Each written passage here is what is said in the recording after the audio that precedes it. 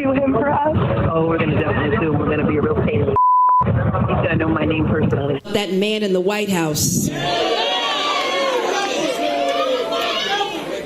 who can't go a day without threatening our fundamental rights. Yes, we need to focus on Donald Trump and his abuses. We need to follow his money. We need to find out where he's laundered money. We need to find out whether or not he's engaged in conspiracy. It's important that everyone understand that the days of Donald Trump are coming to an end. I look forward to going into the office of Attorney General every day, suing him, defending your rights, and then going home. Donald Trump now has 6 days to come up with that $454 million. And if he can't, he could lose his properties like Trump Tower, seized by the New York State Attorney General. You've probably heard it a million times by now, but the left is always guilty of the things that they accuse the right of doing. And it's not by accident. And it is not just due to the fact that liberals, leftists, and other intellectually corrupt creatures on the left really are the most hypocritical beings on the planet. It is not just that. It is much, much more than that, man. It is the paramount commandment in the left's book of Alinsky, Saul Alinsky's Rules for Radicals. And Saul Alinsky taught them, and they took him very, very seriously. Accuse your opponent of what you're doing to create confusion and inculcate voters against evidence of your own guilt. And they nailed it, man. I mean, they tell us exactly who they are. They have books telling us exactly what they will do, and still an always growing number of victims, man. Even when they prove to us that they are complete and total frauds, people just can't see it. Their people just can't see it. Now, unbelievably, man, they're even able to prove it regarding Trump's $500 million fraud fine.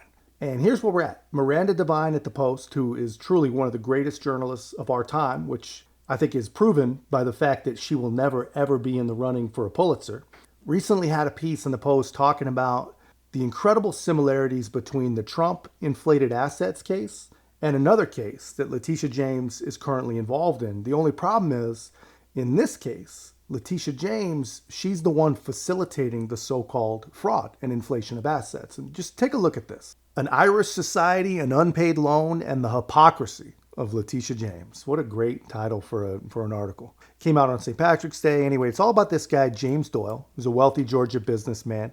And he gets involved with the Irish Society because he's Irish. He loves his Irish roots. And they've got this beautiful building at 991 Fifth Avenue, which is right across from Central Park and the Met. So that's tremendous location. Anyway, in 2017, he starts to realize that this place is falling apart. A lot of financial mismanagement. A lot of people don't know what they're doing with the money. So Doyle loans him $3 million and he structured it like a private mortgage because he was told that the building was worth $80 million and included air rights. Air rights in New York or anywhere that has air rights, it means you can build straight up. Not everybody can. Not every building is zoned for that. But if you can come across a building that is, it's worth more than buildings there aren't. Oh, wow. Look, what a classy place this must be. Oh, my gosh. I would sell the place immediately. Anyway, so a lot of backstory, a lot of drama in here. I don't need to cover all that.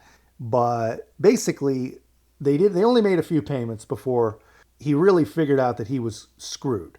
And when he tried to sell the building, well, Cahill, the guy who was in hock for the $3 million, was going to sell it for 52. Then he sold it for 44. Again, this is a building that they told the guy who loaned them the money was worth $80 million. Well, then he died, which in walks Letitia James. She starts getting involved and talks about how she got a petition to not let the building sell because it's an amazing place. We have to save it, had to save it. One day people can come here and they can enjoy it again. She cares a lot about New York architecture, apparently. And that's great, said Doyle, but he still is owed $3 million. Now, the AG appointed an interim board, so she really cares. She's going to handle this thing. And they persuaded Doyle not to try and collect his money until after July 2023. That's great. August rolls around and he still hasn't been repaid. So he initiates foreclosure proceedings because it is his right.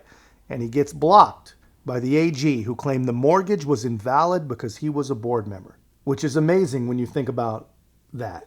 You're out your $3 million because you shouldn't have been allowed to loan them the money. You shouldn't have saved the place. It's your bad.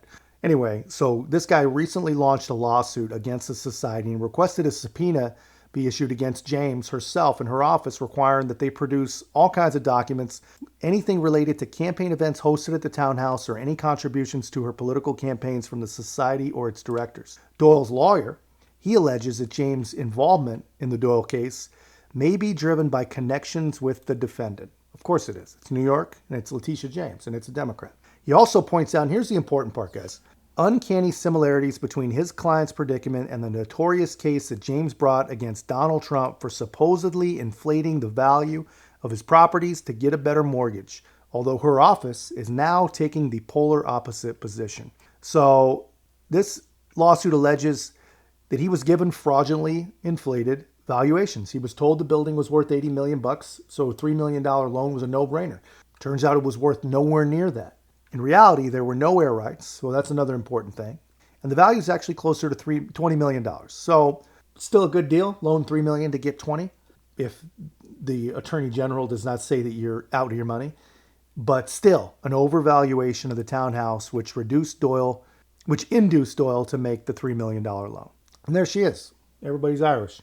But that's where we're at, man. I mean, this is amazing stuff, man.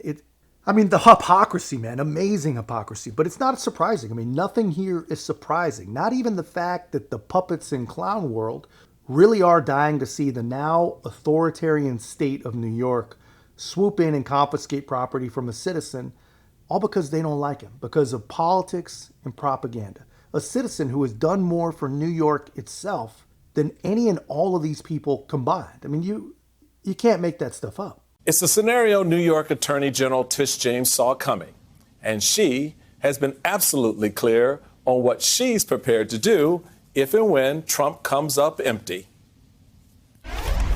If he does not have funds to pay off the judgment, then we will seek, judgment enforcement mechanisms in court, and we will ask the judge to seize his assets. We are prepared to make sure that the judgment is paid to New Yorkers. And yes, I look at 40 Wall Street each and every day. I look at 40 Wall Street every day. Boom. Just look at the way that these people, man, they're so excited, man. They're giddy and they're excited. It's uncomfortable to watch, man. And it's almost like revenge is their drug, but they don't even remember why they started using it in the first place. And it's true. If you ask 100 different anti-Trump propaganda victims, you're going to get 1,000 different answers as to why they hate Donald Trump. And every single one of them is rooted in something that at best is half true and completely out of context, whether it's the bloodbath or very fine people on both sides, or he wants to be a dictator. I mean, it's insane. It's all out of context. It's all half true at best. Most of it's not true at all. And now there's rumors that the Trump team is considering just letting the government come and take a building. And these people are excited, but I'd caution them, and I'd remind them, every other idea that has excited them like this one, this whole, we're finally going to get him, now all the cult members are finally going to see what we see, or whatever other crazy fantasy that they have to feed themselves in order to justify their own fascist intentions. They never seem to remember, but every single one of them has backfired. Both impeachments backfired, all 4 indictments backfired, every bit of half-witted lawfare that they've put out there is all backfired. And just imagine the potential backfire when the citizens that can still think for themselves see Letitia James put a big old chain and lock on Trump Tower because Trump can't get a $500 million bond to cover literally the most egregious fine in history for a crime that has no victim. As the left says, that if he was a real billionaire, he could easily get a bond. And it's crazy. I mean, the reason he can't get a bond is because apparently bonds for $500 million just aren't done, or at least they have never been done yet. But thankfully there are people, right, that are not beholden to politics and tribalism. They're not even from this country. I guess that's what it takes nowadays. These are people that are intelligent enough to explain it and brave enough to actually get out there and explain it. And I'll show you what I'm talking about in a second, guys. But first, make sure to hit the like button. Help this channel grow so more people can get this message. We got to get this message heard by the people that really, really, really need to hear it. Now, you take, an issue with this, of course, more broadly in terms of what it means to be in an American business structure, Kevin. But in terms of the valuation, can you be clear as to why? Why would the properties not be sufficient collateral? What a great message to send out all around the world. Take a claim where there was no monies lost. There was no fraud here in the context of actually people losing money. Deutsche Bank, who made the loan, was made whole. And let's make a penalty of $500 million against a crime, apparently, where no monies were lost. Great message for New York. Great message for America. Bring your capital because we'll protect your property. I think that was a statement that would be much better made sometime in Venezuela. I'm not kidding. That's a scary, scary message. And by the way, there are no such thing as $500 million bonds. Marketplace. There are no $500 million bonds. Never been done before. Never. This law has never been applied. Forget about Trump. Nothing to do with Trump. Everything to do about America and the New York brand. I love this state. My children live here.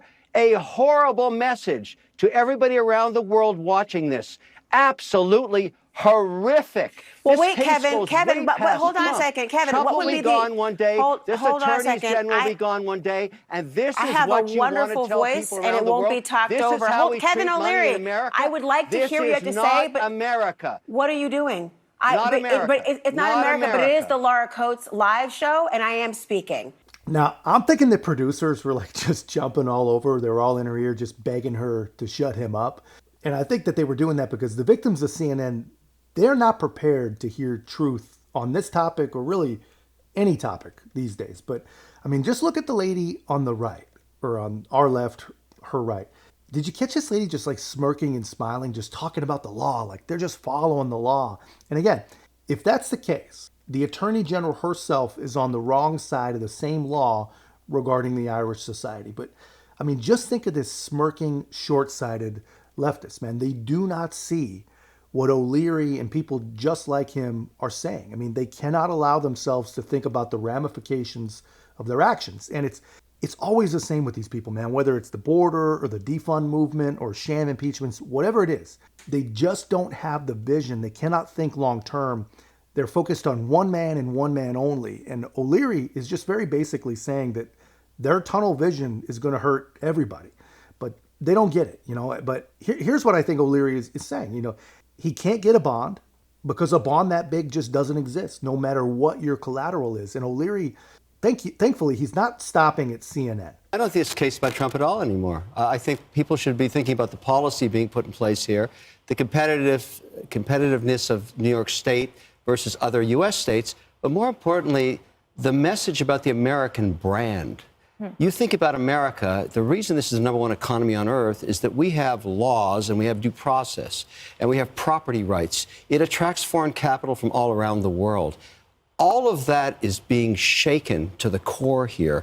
The concept of seizing assets in 30 days on a bond number that's never been issued. No insurance bond company's ever issued anything near this, so there was no chance it was going to happen.